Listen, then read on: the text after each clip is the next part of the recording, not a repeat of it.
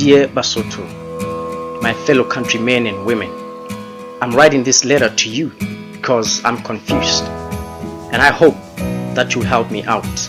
What is our problem? Do we even know what our problem is here? How come the same people that we bore their oppression during apartheid, the same people for whom there was a Maseru massacre December 9, 1982, the same people for whom our relatives were murdered, the same people for who we provided cover from the brutal white regime, the people who caused us trouble and we understood their situation and pledged our lives. How come black South Africans are thinking so less of us and treat us as some aliens from another planet? How can one insult his former refuge? How logical is that? So who's actually the problem here? I don't believe that anyone can have the audacity to disrespect those who have their reputation intact. So tell me how we maintain our reputation in the face of South Africa when for over 50 years we have been importing grass from South Africa, when we have been importing toothpicks from South Africa, when the water giant like us, who feeds South Africa with water, paradoxically has been importing vegetables and bottled water from South Africa. Who are we? Or what are we in the classification of living things on earth? How human are we when we have so long been sitting on our own minds and unable to think and emancipate ourselves from the prison of our own minds?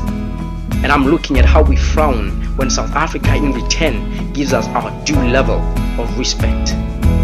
I believe that in life, respect is not demanded but it's earned. We cannot demand that South Africa respect us, but we better start behaving in a way that will earn us complete respect from them and the rest of the world. We better start organizing ourselves, clean our house and be in order. Before we demand respect from South Africa, we better show respect to ourselves first. I don't see how we think it's self-respect to be beggars in the global arena instead of enhancing our potential to feed ourselves.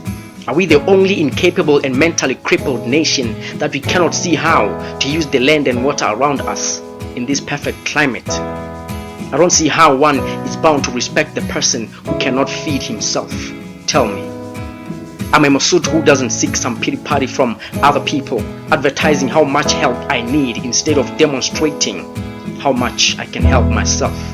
Are we living in the 21st century, or are we watching the world from a country stranded in the 14th century?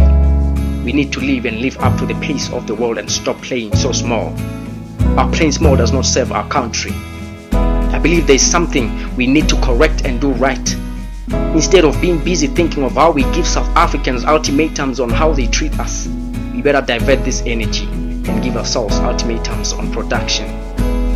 Let's redefine our brand as a country and change the narrative. So tell me, what is the problem here? How wrong are South Africans?